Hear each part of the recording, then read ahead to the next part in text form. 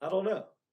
But like I said, the NBA, excuse me, the NFL draft going on right now, finishing up, and they'll be getting to the last pick of the draft, which is called Mr. Irrelevant. And it's quite funny. They throw quite a bit of a party for Mr. Irrelevant, the last pick of the draft. And I wonder who it'll be this year. It'll be interesting to see. Anyways, so last week you might have heard us mention, actually for the past couple of weeks, you might have heard us mention a little bit about the UFC and what's going on right now.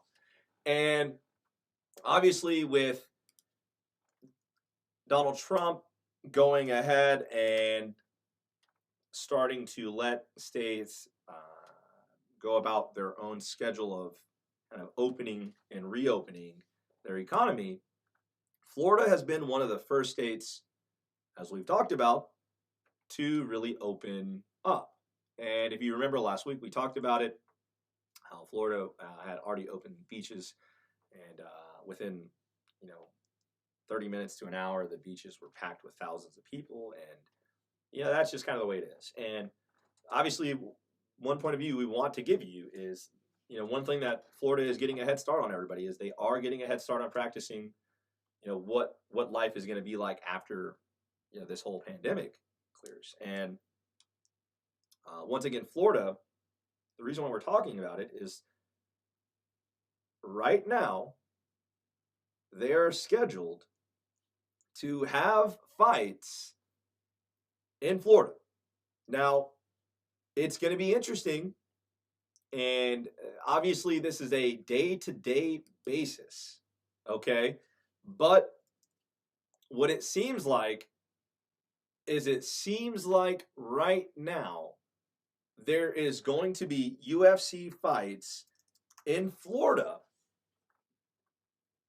on May 9th. And if you're thinking about how many days that is from right now, let's see, it's April 25th. So we're a little over 2 weeks away from this. And UFC is planning on hosting a pretty interesting fight card. There's going to be 3 fight cards, and it looks like UFC is going to get back to business. Now, it is important to note, there will be no audience. We want to make that abundantly clear to everybody who is still forming their own opinions about this. But as of right now, they're going to hold these events without an audience. And it seems like they're going to be pay-per-view, at least the first one. And you're looking at events on May 9th, May 13th, and May 16th. So, going to be really interesting, first of all, to see the numbers on these UFC events. The NFL draft, as we were talking about earlier, the NFL draft had bigger numbers than it's had ever. I think these are the biggest NFL draft numbers in modern history. I believe that's what I read. And it really comes as no surprise. I mean, that's kind of obvious. Like, you just kind of do simple, thinking here, and you're like, well, hey, if nobody can really go to the draft because it's not happening in like a public place, then everybody's probably going to watch it on television, right? And so that's kind of an easy call there. And that appears to be what's going on with sporting events right now. So we're looking at the NBA draft as having, or excuse me, the NFL draft having almost, I want to say like a 30% increase in viewers. Now, I wonder what's going to happen with UFC. I think that's the most interesting part about all this, right? Like, is UFC going to see their numbers grow 30% as well? And here's the follow-up to that, right? Okay. So everybody sees right now that the NFL draft has a ton of viewers, right? I mean, just to be real honest, I didn't even really watch the second round. I wasn't really that much into it.